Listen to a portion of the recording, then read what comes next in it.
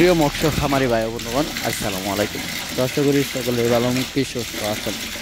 তো বরাবরের মতো আপনাদের মাঝে আবার একটি নতুন ভিডিও নিয়ে হাজির হলাম। তো আপনারা ভিডিও স্ক্রিনে যে মাছগুলো লক্ষ্য করতে পারছেন, এগুলো গিয়ে অরিজিনাল ভিয়েতনামি কই মাছের পোনা। তো আপনারা যারা অরিজিনাল ভিয়েতনামি কই মাছের পোনাগুলো চাষ করতে চান এবং চাষের প্রতি আগ্রহী আছেন, তারা আমাদের ভিডিও স্ক্রিনে দেওয়া নম্বরে আমাদের সাথে যোগাযোগ করে যে কোনো মাছের পোনা সংগ্রহ করতে পারবেন।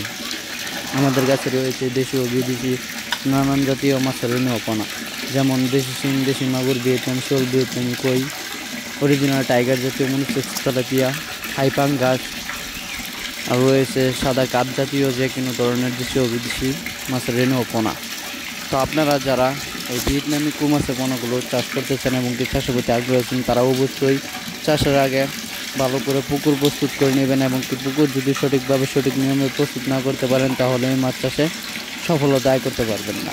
কারণ ভিয়েতনামি কই মাছের কিন্তু আপনারা অনেকেই জানেন অনেক রোগবালু রয়েছে।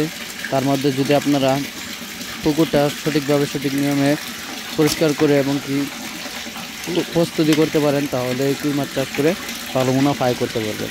কারণ কই মাছের রোগবালুটা হয়ে থাকে কাদা থেকে গ্যাস হয়ে, এবং কি পুকুরে যদি কোনো পাতা ময়লা আবর্জনা থাকে, তাহলে ওইগুলা থেকে গ্যাস হয়ে কই মাছের বাইরের জন্ম নেয়।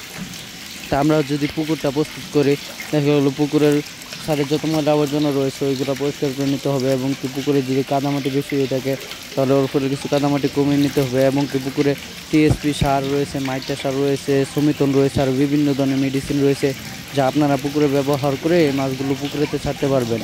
তাহলে দেখা গেলো ভালো একটা মুনাফা আয় করতে পারবেন। তো সকলকে অসংখ্য ধন্যবাদ আমাদের এই ভিডিওটা ফুল দেখার জন্য।